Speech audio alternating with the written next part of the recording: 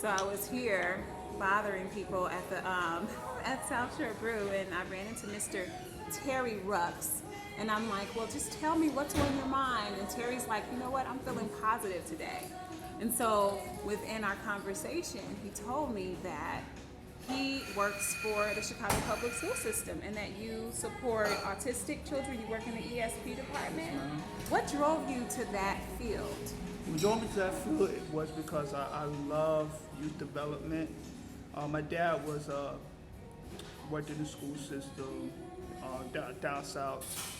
He was assistant principal, and my mother worked in the school system as well as a parent facilitator, supporting parents and students and their needs as well.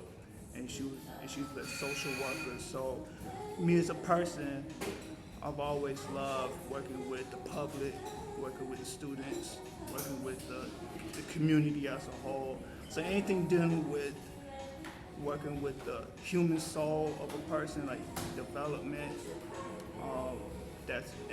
that's beneficial to the community and schools, that led me to actually further my career within the education department. So when I moved here to Chicago, I always wanted to work in the education field, working with the youth, because living here in the urban community, there's a dire need for children who need someone who can help them and mentor to be in a better predicament that they were probably was been exposed to, and they need someone who can help them to be where they need to be, and they need someone who can model that. I think I agree with you. You said you're from down south. Where? I'm originally from a small town called Albany, Georgia. Okay, so where Albany is. So Albany. And you said yes ma'am, so I know you from the south. Yes ma'am. So, I was raised saying yes ma'am and no ma'am, but I felt like I was the only kid in my classroom saying that. So it's weird when you're the only one versus, that's the culture. Oh yeah, because people think I'm originally from, like when you say you're from Georgia, they think you're from Atlanta. Right. But it's like, no, I'm not from Atlanta, I'm from Albany, Georgia. It's an hour and a half away from Tallahassee. Okay. Oh, okay. So that is, Albany's also, it's a historic city, especially in the Deep South, because that's where Dr. King had his civil rights movement that he tried to make a difference in back in 1961, 62. Before he did his major work with Birmingham. Look at you. 1963. So I have a question for you. The Chicago Public Schools just finished 10 or 11-day strike? Technically, really, if you just count the weekend. So how many actual school days did the kids miss? So actually school days, let me see. So, was it 9? It was 9 or 10? Probably like 8, maybe like 7 or 8 days. If you just count 5, 6, 7. Really? Because my daughter's in CPS. I thought okay. it was more than, either way it goes. Either way. It was the second longest strike in Chicago Chicago history. The first was in 87. I think they missed like 13 days or something like that, right? Do you think that what the Chicago Teachers Union was able to, the deal that they were able to strike with the city is going to, do you think that it was worth it, I guess? I believe, me personally, I think it was worth it, because I think this strike was historic because the Chicago Public Schools, the CTU, Teachers Union, and the ACIU, which is actually like the circas, the paraprofessionals, and security, they all work together and collaborated to have this historic strike. So I believe it definitely was worth it, because I think it allowed both parties of the union to unite to say we end this thing together. And it was like, I'll say it like it's kind of like a breaking ground. So it was like, okay, we all in this thing together, and we know what we want. So we break the ground to make sure we get what we want. And I think one of the biggest takes and what made this strike different from other strikes was that teachers weren't necessarily saying we want more money. They were given what many teachers describe as a fair, raise over the next 5 years. But what they were saying was that we need more support in the classrooms. More support, more rights, more power, And that's probably a unique thing about Chicago as well, is that Chicago is a city that believes that employees have the right to get the access of what they need to utilize their services. Is that something that you don't see in Albany, Georgia? Oh, well, it's really, you see that, like even in the South as well, because basically, the South is more conservative, but here, like here in Chicago, everything is really more, people just have. And I want to break down that word conservative. If conservative is not a bad word. No, I don't think that it's a bad word. But when people like say the word conservative, and we're having a conversation about teachers having more, tools at their disposal in order to help the children that they, have been hired to help, the idea that conservatism and those kinds of, what I think should just be basic rights that children should have, the right to a good education, might not be, compatible. For me, it's like, how does that happen? But like, how is the party that, has branded itself as the people that are standing there in the gap for unborn children, not also the party of people who are trying to help children after they're born to access a quality education? I just don't get that part. So, we have to. But maybe I need to talk to a conservative. So if you're a conservative and you are around here, please talk to me. I want to hear. It could be. It's just maybe a different vibe.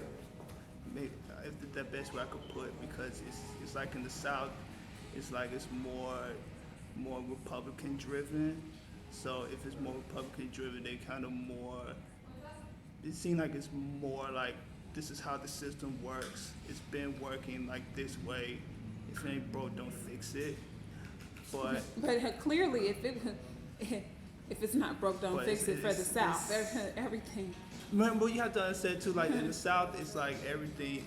Poverty is like really big in the South. Yeah. So it's kind of like, how can we work this thing out where we can be in a position where we can utilize to help improve the economic development. Right. And I do see like in the South it's improving. They, especially with technology we have nowadays, and people are moving from, especially here in Chicago, people are moving from either here in Chicago or New York or Boston or Philly or I know here in DC, Chicago. they move down south. Yeah, they're moving down south. And they'll bring that, Indiana. right. And then they bring that ideology and the things that they were taught from the north and bring it down to the south, that they could probably like teach someone or spread the knowledge of, okay, I see how it is in the south, but here's some things that, maybe an idea that we could do to help things out. Right. So, I believe in the south, things are getting better. It's still more work to be done as well. And we've seen like a lot of historic things that's happened. Right. Like especially like we see it like I believe in Montgomery they have like the first black mayor. Yeah, and then the first black district attorney. I think in Kentucky. Was that Kentucky? Kentucky. So right. there are a lot of and then things. you guys had a tight governor's race, right, in Atlanta. For what's her last name is Bottoms or something? Keisha Bottoms. Keisha Bottoms. And then that was a pretty Stacey tight Abrams race. situation too. Right. So there's a shift that's happening down south, and it's going to be for the better, because now the generation that's coming up is younger. Right. So you look at and the it's south, more like, diverse, and more I think diverse. they're not afraid to use their power. Right. You know? More diverse. You look at cities like Birmingham is growing. Of course, Atlanta's been growing. Charlotte is growing. The Raleigh area, Raleigh, Durham, like Columbus, Georgia. Right. Believe it or not, Columbus, Georgia is like the second largest city in Georgia. Okay.